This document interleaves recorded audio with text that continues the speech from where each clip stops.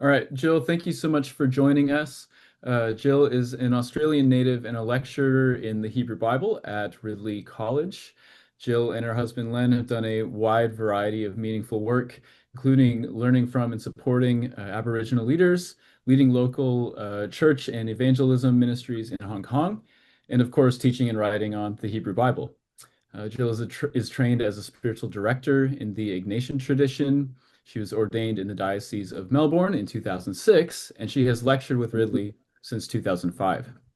Jill is co-editor of Grounded in the Body, in Time and Place in Scripture, is currently revising for publication her dissertation on the representation of David in Psalms 140 to 143, and is writing a commentary on Jeremiah for the series The Bible in God's World.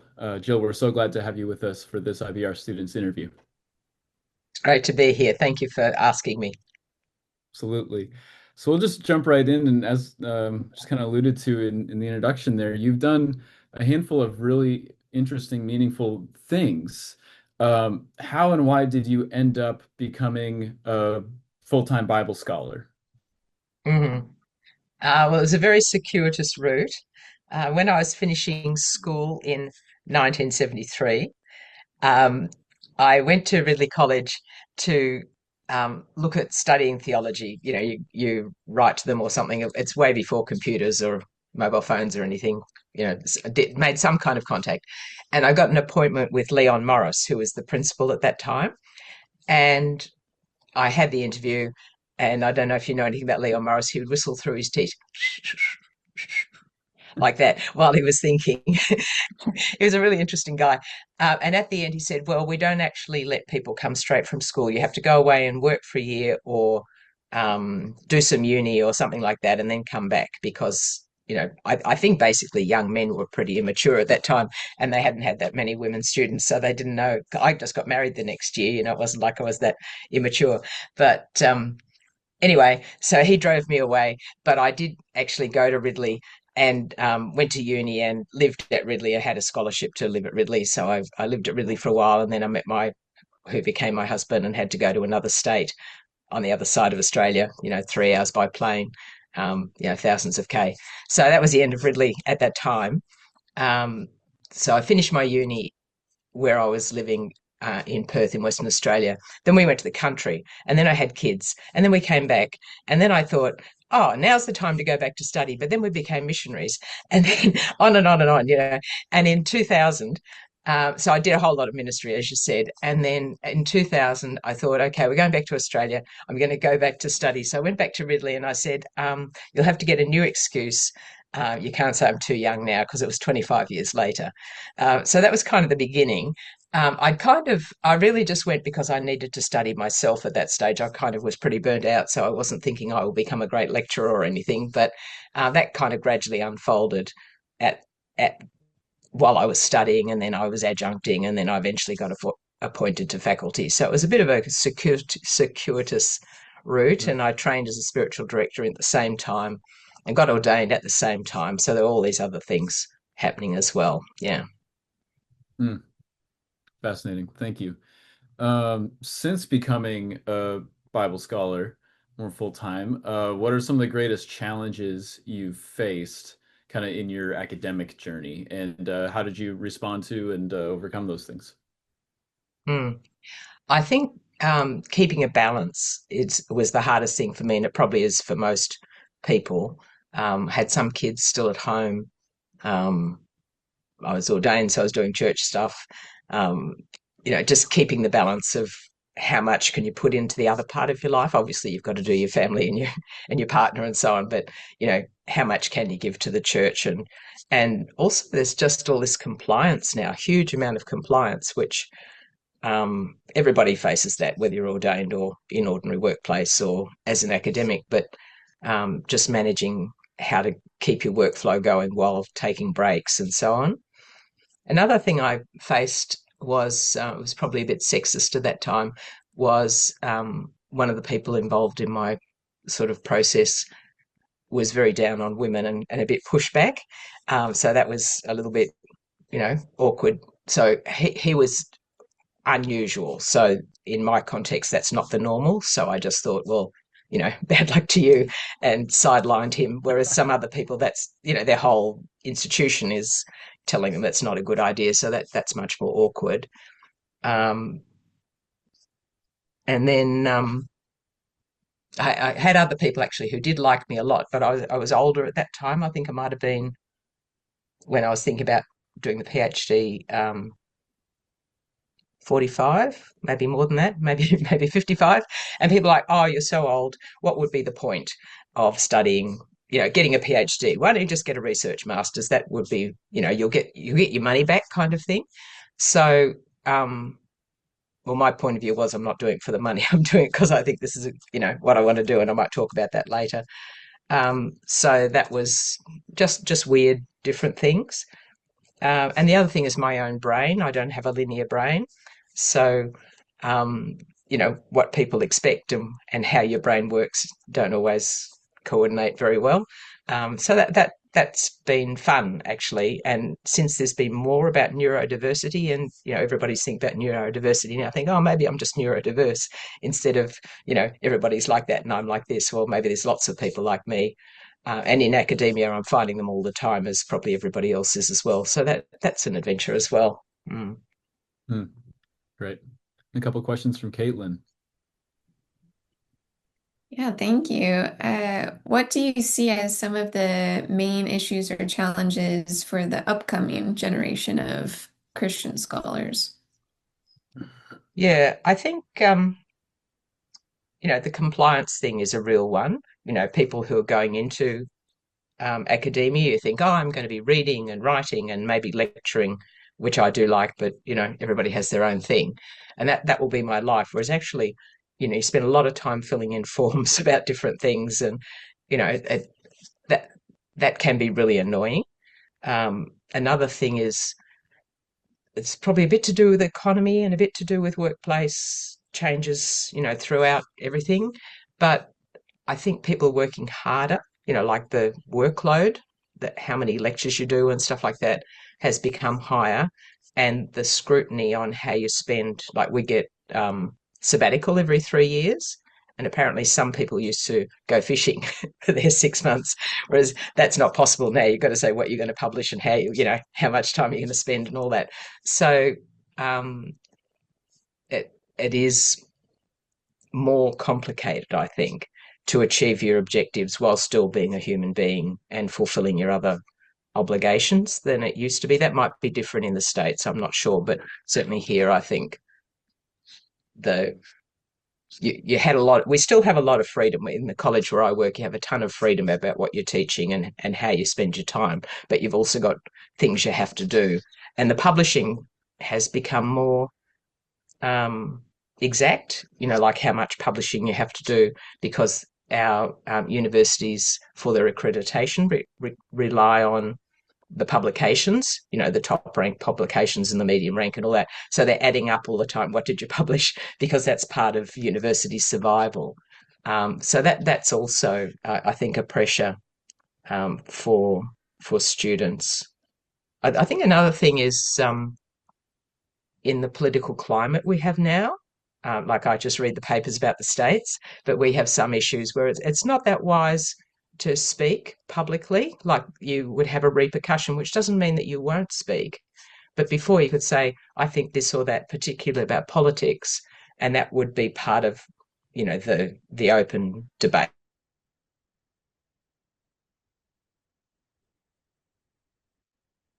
If I say this, then a whole lot of people will just cancel me. How important is this thing to talk about? Because it will have, real life repercussions for my job. Maybe, you read about people losing their job because of things that they've said, and I think that isn't as normal in Australia. I don't know about other places, and I think spiritually, there's a spiritual kind of because of deconstruction and complexifying. Like, I think if you were a Southern Baptist 40 years ago, you probably knew what to think and you were all very comfortable, whereas now it's become so much more complex. and some of the other debates that are going on in the church. Just, yeah, being able to kind of move on in your church, I guess, but also in your own spirituality, like reflecting. Just because my parents did this or my church has always taught this, am I actually really comfortable with that? I think that's just adding another layer of complexity. Yeah. Yeah, thank you. Have you ever experienced any moments of doubt about the field, your work, the text? And if so, how did you deal with that? Yeah. Um, Probably a couple of things. I've had my most uncomfortable experience with the text when I first started to teach Jeremiah because of there's some quite harsh imagery about women, or feels harsh to us, but also the scholarship is a little bit painful. Even, like some of the really top scholars say some quite mean things about God. Like one very top scholar says, "The rapist." So you feel, how am I going to teach? And I don't agree with that. I think they didn't do a good job on the text, but well, that's a bit mean. But yeah, I think you can read the text better by, looking up a few more things. But um, the first time I taught it, the women were all kind of appalled. And it was really good dialogue, actually, because some of the men said, what's the issue? And when they heard about it, they said, oh, I'm so sorry. I would have never seen that out of the text. So this is years ago now, probably nearly 10 years. And then, it drove me to do a whole lot of work, which was really helpful, I think. And I've written about that quite a lot. The other challenge that I had was all this stuff I'm saying about compliance and stuff. I got really sick of it. So last year, at the beginning of last year, I said to everybody, I think I'll leave because I'm not enjoying this at all. And I like leave the college, go and just be an independent scholar or something. And it was kind of good for a few weeks. And then over a few months, I thought, well, perhaps I'd still like to lecture as well as like become an adjunct, so that I could just lecture and not do all the stuff, go to the meetings and everything. And I thought, no, I actually like the meetings. And eventually I just came back to um, a renewed commitment to the whole process, the dark and the light. But it was kind of interesting because I had always, had more freedom before I, did this job. Um, and just to come back to that actually I'm prepared to take the dark with the light. That was good. Yeah.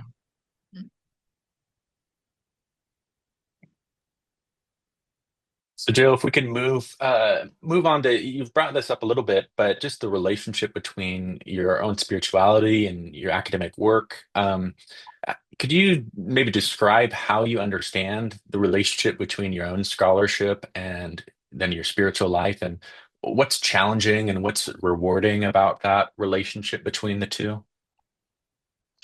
Yeah, I find that they sort of interact, so um, reading the text, impacts my relationship with God. So back to Jeremiah, God cries in Jeremiah. I mean, I know Jesus cries, so we know that God is a crying God, but that deeply impacted some students. And then when I saw them crying, I thought, oh, what, I said to them, what are you crying about? And they said, oh, God is crying over the judgment he's got to bring. And I'm like, oh, so of course I've always had the nice Jesus, and I didn't mind the God of the Old Testament. I just didn't know him as well. But just integrating some of these Old Testament things, which are very thick, to think this is the biggest judgment that God ever did, apart from, after in the first century on his people, and yet, he's weeping. That like I knew that Jesus wept over Jerusalem, thought, oh, that's sad, but good, he's going to go to the cross and fix the sins and stuff. But then this sort of deeper depth of historical stuff that really impacted me to kind of get to know God better from the Old Testament. And then going the other way, because I trained as spiritual director, when I'm teaching the Old Testament, I think all the time about, well, like when I teach Psalms, like how can we pray these Psalms? How do they help us with our spiritual journey? So it's kind of a two-way journey, I guess. Yeah, so it's not really a definition. That's more like a random Yeah. how they work out. Yeah. Yeah. Well, what are some practical ways in which you've sought to bridge the gap between academia and the church, especially as you've moved into the phase in your life where you became, you know, really devoted to the academics and not in a full-time ministry position. Yeah, so earlier I did a lot of like I would be studying the Bible, but I would use that in the church, like running retreats was something I did quite a lot, quiet days and retreats. More recently, I have done quite a bit of speaking in church settings in the same way, leadership conferences and things like that. Um, but also, I just think when I'm preaching in a church, so I think I know this text, like very well from my academic, but what would it have to say to church people? And that's been really fun actually to think, oh, this is actually quite good for real people, not just for people who care about Hebrew or how it's going in the debates or whatever. So one of the things I've been doing recently is a series on Hitchhiker's Guide to Prayer, where I use Douglas Adams' books. So there's a Hitchhiker's Guide to Prayer one, which I'm preaching this Sunday in a church, where I talk about the um, the Bible. Sorry, I'm getting all complicated here. I can't tell you what that bit is. It's gone out of my mind. But anyway, I'm going to do Psalm 23, but I'm going to do it as a sort of a meditative thing at the end, sort of bringing the teaching and that in the end. And there's another one about the long dark tea time of the soul, and one about the goodbye and thanks for all the fish, different ones like that. Just thinking how to communicate what I do into the church. That's probably the main thing I do now. I used to do a whole lot of pastoral training and stuff, but I haven't done that for a while. Do you ever feel that it's challenging for you to, you spend all day in your study and in the nitty-gritty of the Hebrew and the debates, and then to transition to that church setting? Is there's of course it's rewarding, as you've said, but do you find it challenging, and how do you deal with that challenge? Yeah, I probably don't find it that hard because I've been in ministry for a long time, nearly 50 years. So I've, got a lot of old church sort of behavior in my background, but it is different. Like people used to say, "Oh, can you preach on this?" And I'm like, "Yeah, yeah." And like somebody asked me, would I do a seminar on Isaiah for their church? I said, "Oh no, I don't know anything about Isaiah," because I'm in Psalms and Jeremiah. I thought, look, if they'd asked me that 20 years ago, sure, I'd read one book and off I'd go. So it's you have to kind of think, well, what do I actually know? Like I did go to first year where I did do Isaiah, and I have taught a unit on Isaiah. That's not my specialty. So it's not like I don't know anything, but reconnecting to what you actually need to know to make a useful, like I didn't have to read the whole book of Isaiah in Hebrew before I did that seminar, which is the kind of thing I would do if you asked me to do an academic seminar. So that's kind of helpful just to kind of move between what the people need and how I can bring that um, without being sort of crazy. Yeah. Yeah, that's helpful. Thanks. So our next question is about your research process, like kind of start to finish, what that looks like for you. And you can say no to this because we didn't, this wasn't part of the question, but I'm wondering just selfishly if you could use as an example for that, what you were talking about earlier with the violent texts in Jeremiah that are violent towards women, just because for me, those are the hardest texts in the whole Bible for me to read and make sense of how we read this as scripture. So if you can work that in, I would be grateful. If not, it's okay. I'll start with that and then you can ask me again if I didn't go where you wanted me to go. Um, Normally, my process is, well, I don't know where I usually get the ideas, sometimes from scholarship and sometimes from the Bible, but I normally like to read the primary sources first, and then I go to the library and have that wonderful time, or the downloading, the famous joke about it's so much fun to download, but then you have to read, and then the worst part is doing the writing. So the downloading is very exciting.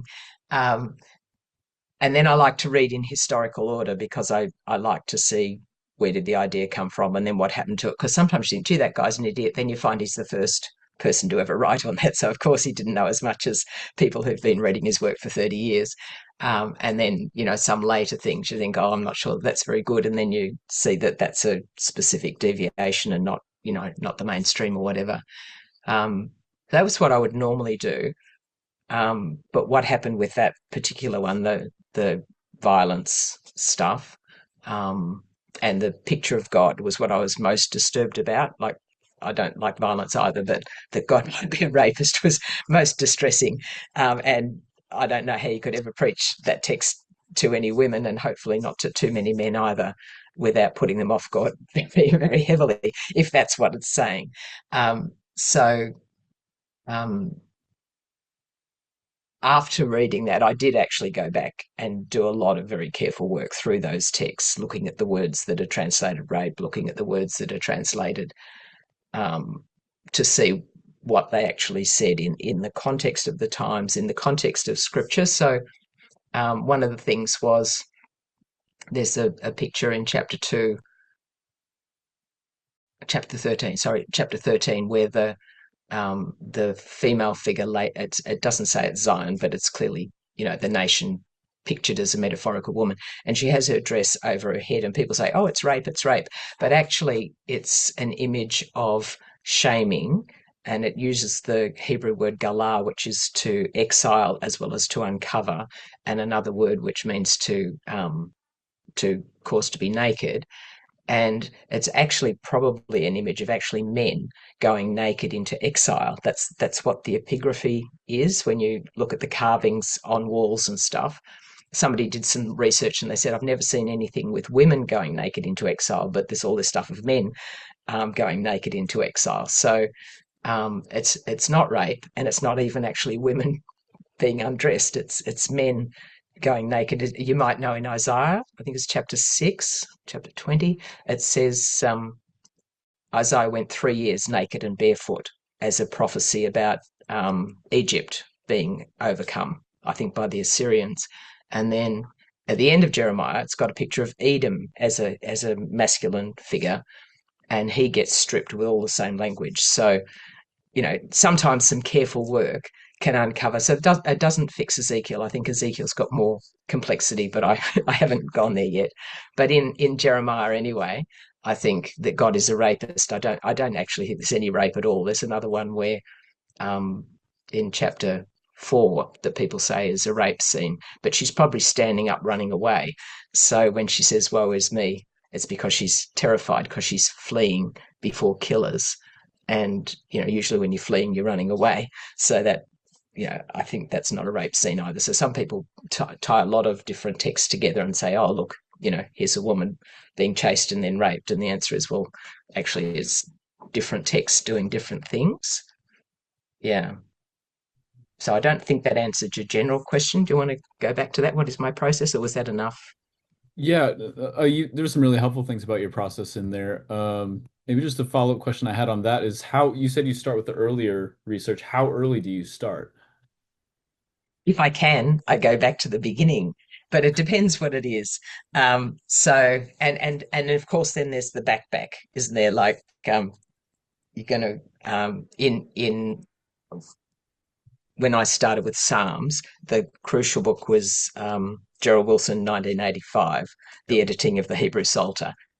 But then you find that Vesterban has done some work before that. And then you find that Augustine says, it's a great mystery, but it's so interesting. And then you find that, Gregor of Nyssa said it was a spiritual ascent. So I could drown in that stuff. So I extract myself when I've got a deadline. But I do find it helpful to see what did Wilson actually say and what did everybody say in reply, because it went two ways. Some people like, yeah, and some people like terrible, terrible. And then, more specific kinds of things. So yeah, I'm not very controlled. Like some people set aside the time and make a plan. I'm like, let's go in and swim around here until someone forces me out. So I wouldn't say that anybody should follow my system. Just that's what I do. And you find great things if you've got time to swim around, which of course that's our disaster, that we don't have time. You often find connections that you weren't expecting. or little, you read something else randomly because you felt like it or because it turned up, while you were scrolling for your own thing, something else came up, and then that takes you off. So one of the things I came across was idiolect, um, which I didn't think had anything to do with my topic, but then I thought, oh, this could be a key thing in one of the chapters. So now I've got this great chapter on idiolect, which I think is really, really fun. Um, but it's not anywhere in the Psalms literature. It's being done about scribes and in the New Testament. But that was fun. Out of reading out of the field is the other thing. Sometimes by mistake, sometimes because you're in another project, sometimes because your friend is doing it. Sometimes you just hit it when you're wandering around in the journals. That's great. Um, Another question from your vantage point, what is kind of on the cutting edge of Old Testament studies? And what are you currently just excited about or interested in? Some newer developments in the field. Yeah, I think there's a lot of really good cutting edge things going on, like the cutting edge work in language, which I wish I was 50 years younger and I would have, probably tried to join those people. But now I just worship them, you know, sometimes from a distance and sometimes up close, and obviously use their stuff. Archaeology's doing, some really helpful things. There's the work on metaphors, which is not very recent, but is happening sort of this century. Um, Performance is something that I think that's really good in Jeremiah, because I focus in, like, not in the commentary, but in random writings on the women, and just thinking um, how you would draw out. It's apparently it would take about 4 hours to read the whole of Jeremiah, and women speaking, I lie and say 10 minutes are in 5, 2, 1, something like that. There are only about less than 20 tiny little speeches by women. So, maybe you would repeat them or sing them or different things. So I think performance is helping us to draw out the questions as well as the answers. Rhetorical readings are something I really like that I'm thinking about, and there's some commentaries already on that, which is very thrilling. I'm looking forward to, diving into those when I'm writing my commentary. It probably won't be as technically marvelous as some people's, but I think that's very useful. And I've already said idiolect, which is coming from New Testament. It's mostly in Old Testament in, like, the people who translate, like the Septuagint people, is it the same voice as the other one, or Dead Sea Scrolls, things like that. Not actually, as far as I could see, in Old Testament yet. Mm.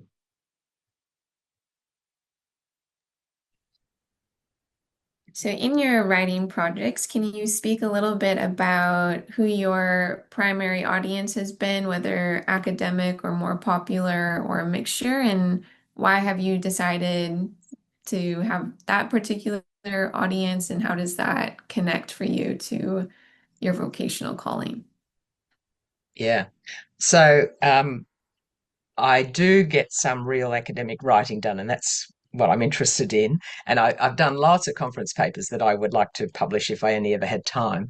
But I get a range of different invited papers or chapters or whatever projects, translation projects and stuff.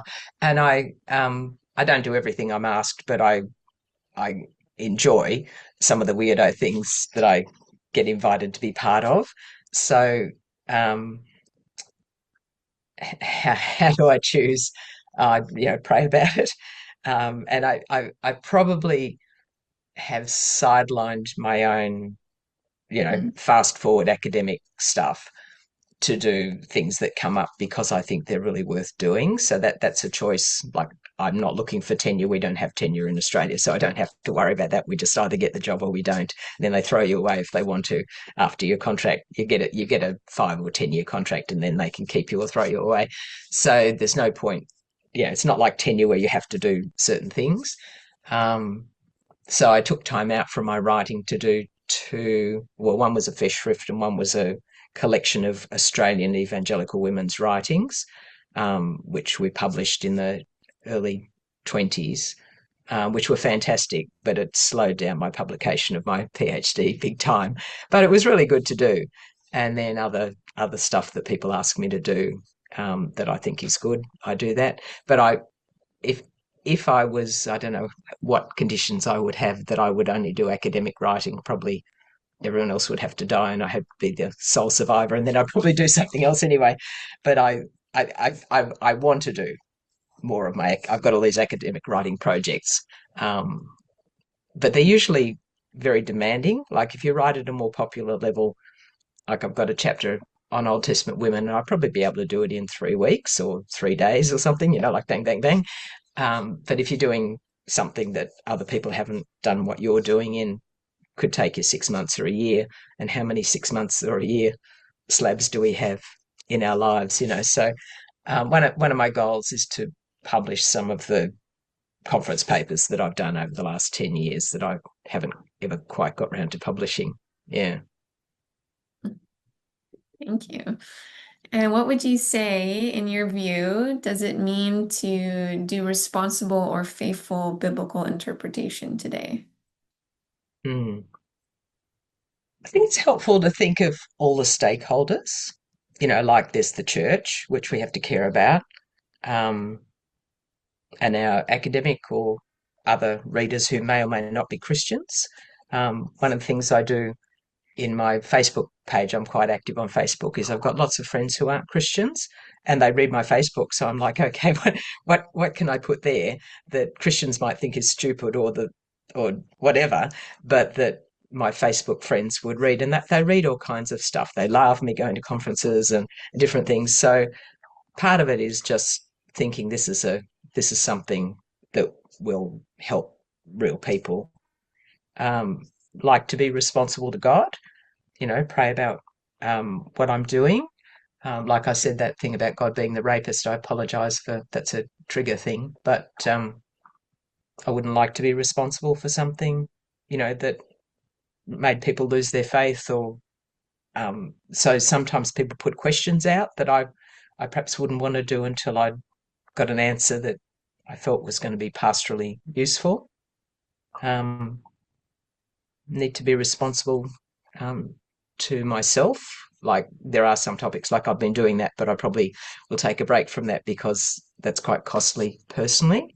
Um, and the family, like is this can I take on, like I did learn Ugaritic just for a few evenings. We did something from Scotland and we got up in the middle of the night and did this Ugaritic course. It was very thrilling.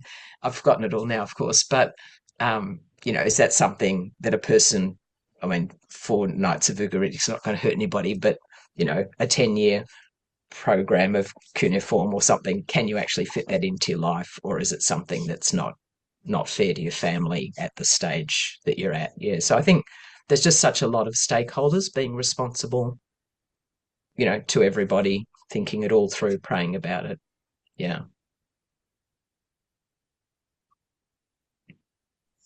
So, Jill, a large part of our mission with IBR students is to help current and prospective students in biblical studies programs. And so, what advice would you give to someone who's starting a new program, whether that's a master's or a PhD student? Yeah. I think your situation in the States is a little bit different if you're already in an institution because you often have a cohort. Would that be right? That most people are in a cohort? Whereas in Australia, most people don't have a cohort. You're just the one or the two or the three. And like I was doing Old Testament, my friend was doing Dead Sea Scrolls, someone else was doing something in the New Testament. We were never on campus at the same time or hardly ever, just a whole different process. We don't have the coursework part that you guys have. It's all research. So you're just by yourself with your book and seeing your supervisor and occasional, they have more cohort stuff now than they used to because there's Zoom. So we have like American students and Australian scattered students and you can meet, but there wasn't many people to meet in my time. So getting the information can be more awkward. I guess I'm thinking more of someone who just thinks maybe I should do a PhD than someone who's already halfway through Wheaton or something like that. Getting the facts is really important, like how much will it cost, how many hours a week, can I work or not, those kind of things. Yeah, and then having a realistic plan. Like sometimes you sort of map out what you'd like to do with your academic plan without thinking, well, maybe somebody in my family will change jobs or will have to move house or somebody could get sick, so not having the kind of ultimate plan that that only, God or someone from Star Trek or something could achieve, but an actual human plan with spaces for annual leave. I saw one plan recently that didn't have any annual leave in it.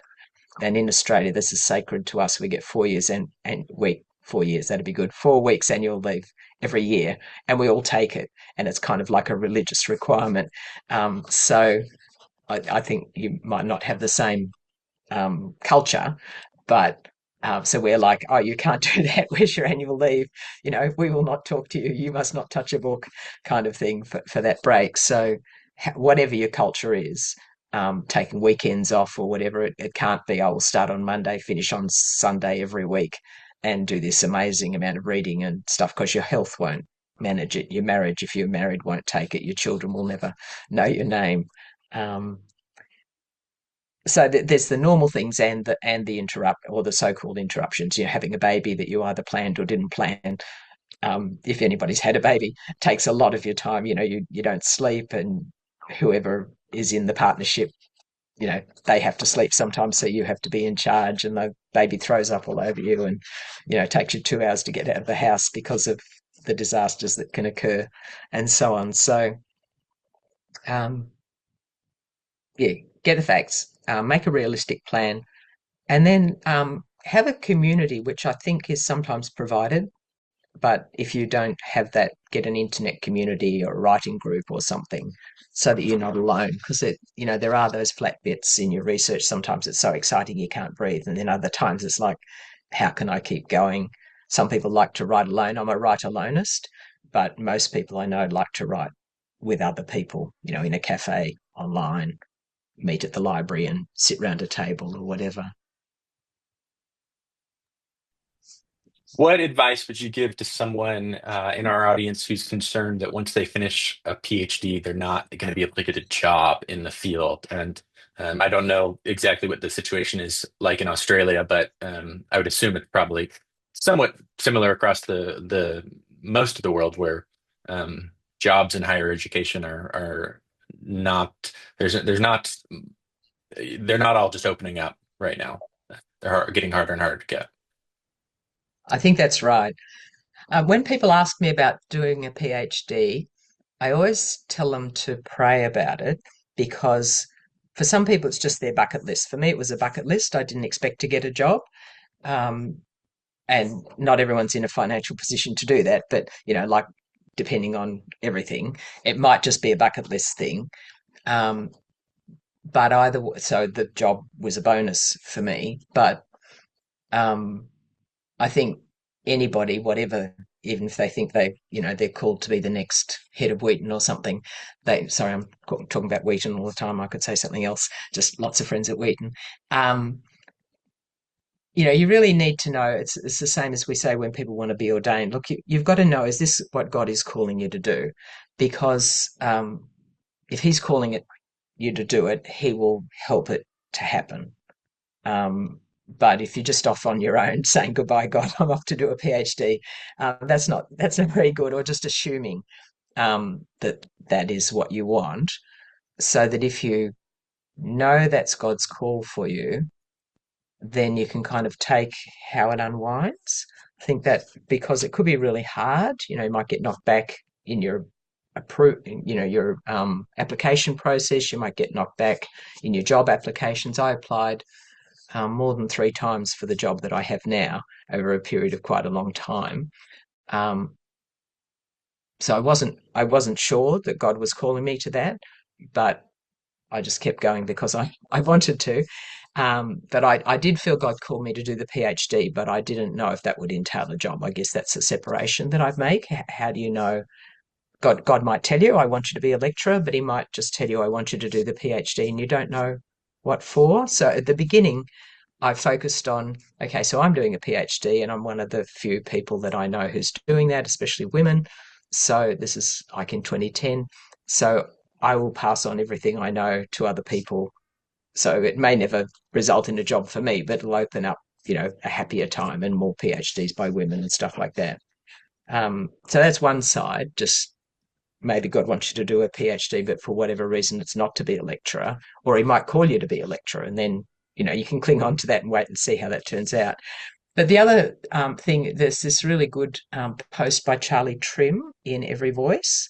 And he says, what else can you do with a PhD?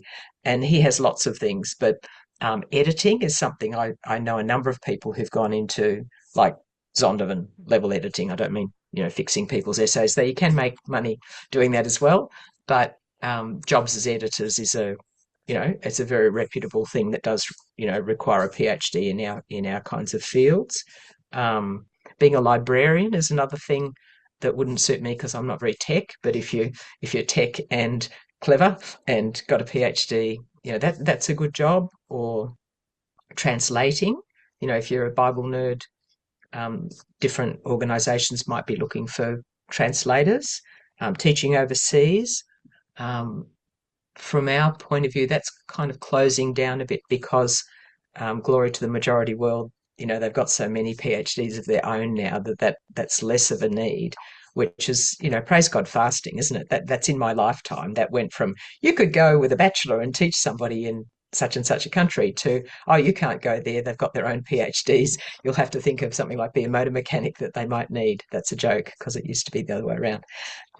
So yeah, I think, and teaching, just teaching at any level. Um, if you love to teach, it doesn't have to be other students. It can be, humans, small humans. Mm. That's great. What do you think are some of the most important skills or disciplines for a young biblical scholar to develop today? Yeah, if we're talking biblical scholarship, it's got to be languages as a really key requirement. I was talking to someone last week, I can't remember who it was, but saying, what would you advise people who are going into Old Testament? I'm like, well, start with Hebrew, or Greek. If you're going into New Testament, don't leave it till the end, because sometimes we don't have a set program in our college, so people can do whatever they like, as long as they complete the requirements eventually. But if you leave your language late, obviously you can't use that to inform things as much as if you did that early. Though if you've got a structured program, that's not such an issue. But certainly, get as much Hebrew as you can, Aramaic if you can. One of my friends is wanting to do some research, and he was told rabbinical Hebrew would be a good help for him, which I don't need that for what I do, but for what he was wanting to do, that was something. So find out what language stuff you need for your path if you know what it is. Um, Critical thinking is I think a worldwide thing now. Evaluating arguments, seeing strengths and weaknesses, seeing new opportunities come out of debates where you think about that one and you think about that one, you think, oh, what about this one that hasn't necessarily been followed. Note taking and research is a bit dying out, with AI particularly. Some people, put 3 dot points in and ask AI and that's it. Whereas, for our kind of work, you need to be a meticulous note taker and able to retrieve your notes. And there's all kinds of systems that you can use for that, whether it's a notebook system or whether you put things into Zotero or whatever you use. But that's pretty important, I think. And then again, building the community even from the beginning of a undergraduate or MDiv type program, to be finding like-minded people, whether they're um, academically like you or whether in your field. I think both can be good. I've got a super nerd who's in like philosophy and um, sort of historical stuff, and she's just as helpful to me and I to her as some of the Old Testament nerds that I know. So, building a community of people who think like you or care about the same things as you do or are in your field, different people could be in your community. Yeah. That's great. Thank you. Last, more formal question before we have a fun kind of speed round or lightning round here. But kind of looking back with hindsight at, younger Jill getting into Hebrew Bible scholarship and starting to think about, hey, I should apply for these jobs. Is there anything looking back where you're like, oh, I wish that I'd known this back then that you haven't had a chance to talk about in the questions so far? Yeah, it's a good question. I think publishing is the one that I think you get a lot more help with publishing now than we did when we were studying. I was advised, don't worry about publishing till you've finished, whereas, you know, most people are trying to publish and give conference papers. It's actually part of our requirement now to give conference papers and, to aim for publication, and people are helping you with that. So probably that's not advice that I need to give people in America, because you probably have that built into your program. But if there are people earlier in the process, maybe that's something to think about. Um, Getting more clarity about what kinds of things you could publish, where would be good entry places to process, how to meet publishers if that's a unless your advisors and stuff are helping you. Like I probably actually I was going to say I have contacts through going to IBR and SBL and stuff like that, but probably most of the contacts I've had have been through academic friends who've said, "Oh, I know so and so. I'll write you something if you need it." That this is book level stuff, or again, network stuff. Getting invited into chapters and articles and stuff is really a lot of it is your network. People think, oh, we need someone for this. Let's ask so and so. They're not looking at the whole, everybody marvelous in the world and thinking, I wonder between A and C who I could find that would be marvelous. I think I know somebody in, this country or that field or something. We need them for our books. So um, your network is not just your peers, but your profs and other people you might meet who can help you if you're looking for a career. You need people at every level. Yeah. It's great. All right. Thank you for all your thoughtful answers to these questions. All right, we're gonna have a little fun and speed things up a bit now. So we're gonna keep these questions short and fast, and hopefully the answers can be the same. Just keep them really just a couple sentences maybe, and we'll do, I don't know, maybe a dozen of these or something. So we'll start off the speed round with this. If you were to teach something non-academic, what would you teach or do? Mm. I think if I was doing something non-academic, I wouldn't teach something. I would do something. Yeah, run a activity or start. I'm more likely to start a movement than anything. Yeah. What is your favorite board or card game? So I'm very good at gin rummy. I always win. But I don't really like playing cards. That's just, I can win that and it's easy. And I don't like playing board games either. So I used to always choose Cluedo for my family when it was my turn to choose a game, because you don't have to key. You just say, Mrs. Smith in the shop with a dagger. And then you either win or lose each round, but you don't have to do any strategy. Jill, do you have a favorite kind of breakfast food? I do. So normally I just have muesli, but if I'm at a conference with a buffet, I will eat bacon, pancakes. Do you say pancakes, hot cakes? Mhm. Those things with the Pancakes, syrup. yeah. Yeah, yeah. And all the fresh fruit I can eat. Yeah. Oh, and hash brown. Hash brown. That's my only time for hash browns. Yeah. All right, what is your favorite kind of sandwich? Sandwich. So I'm not a big sandwich eater, but I remember in 1975, 74, something like that, I had this ham sandwich that was made at my local deli. I've never had one like it. It just had like salad and ham, and it just was fantastic. So that's more like a memory than something I would do again. Cool. What is the most important book in your field that's been released in the last 50 years? Oh, that's easy. That's Gerald Wilson, the editing of the Hebrew Psalter. What is your favorite way to unwind or relax after a long day of teaching and researching? Yeah, I'm a novel reader.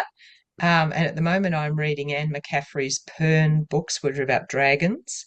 They started in 1976, I think, and she seems to have been early or the first person to change dragons from like Smaug, who's an enemy, into the person who can read your mind and loves you the most in the world. Mm. So there's a lot of them. There's 20 something books, so I'm about halfway through. Um, let's say we're having like a IBR students cookout and you're coming to join us. What's like your go-to side dish that you would be like really excited to share with people? Ah, well, if I was actually bringing something, I just buy fresh fruit because I don't cook anymore. But my husband cooks turmeric bread with hummus, and I would bring his, it's sort of like the old thing where your wife gives you a casserole. I would get him to make bread, and I would bring that. Yeah, That sounds amazing. That it's sounds. really good. Yeah. Hmm. What is your most fun family tradition? Camping. We Hmm. we used to do a lot of camping when we were in the past, and then we got richer and we did holiday houses. But the children have all gone back to camping. So, going camping with little children running around, fantastic. Are you a cat or a dog person, or another type of pet? I'm a non-pet person, but Non-pet I person. if I had a different life, I would like a chihuahua. What's your most unusual talent or party trick? I can recite a poem very, very fast. Any By poem Tamil or a Kunsti. particular one? Just one. Yeah. It's a words by Henry Kendall. By Channels calling CX calling like I can't do it very, very clearly now because I haven't thought it through. But if it was a party trick, I could do the whole thing. Amazing. If you were shipwrecked on a desert island, what two non-essential items would you want with you? I thought of cheating and taking a container as Uh, one item, but I thought that's probably, you'll get annoyed. So I thought a box of pens and a large box of paper because then you can draw, write, all kinds of stuff, make paper planes. Yeah. All right. And what is your most used emoji? I'm very boring here. I'm mostly on Facebook where they have the boring emojis, so I have love or that it might be called care where the person hugs. When it first came, I didn't like it. I thought, oh, goo. But it's better than love. Like if somebody's died, you don't want to put love, they've died. So that care one, I would use that a lot more now than I used to. It's good, I think, yeah. All right, let's maybe do one final question from each of us here. What is the weirdest thing you've ever eaten? Oh, that's easy. So we used to live in an Aboriginal community in the north of Australia, in a yeah, anyway, too complicated if you're not an Australian. And they have all rights to eat the indigenous food. So, the really big, can't get it on the screen, the really big turtles, the huge turtles, they're allowed to eat those. So you go to the beach in the evening and you wait till the turtles come up out of the sea. Then you catch them, not us, this is them. And then you turn them over and then you cook them and you eat the eggs and the meat on the beach while you're right there. And the Wow. unusual thing was the eggs, which I would never eat again because I didn't like the taste, but the flesh part was lovely. Mm. what is your favorite kids movie? Kids movie. I don't actually like kids movies. I'm telling you a lot of things I don't like, but I remember the first kids movie I saw, which was The Shaggy Dog, which was in 1959. So we went to the drives, the drive-in theatre in the car, and saw this, great big shaggy dog. I don't remember the storyline, but I remember seeing the shaggy dog, and it was very exciting. I would have been probably 5 or 6. Mm. All right. And last question from me. Would you rather live on the beach or in the mountains? Mm.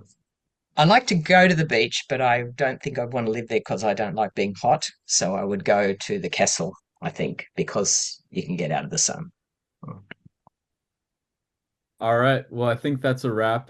Jill, again, thank you so much for just a really enjoyable time and just such thoughtful, helpful answers to all our questions. I know this will be really helpful for our IBR student body to be able to view and put some of your advice and thoughts into their own context. So thank you. Well, Thank you thanks so for having much. me, and best wishes to everybody for their studies. Thank you. Thank you.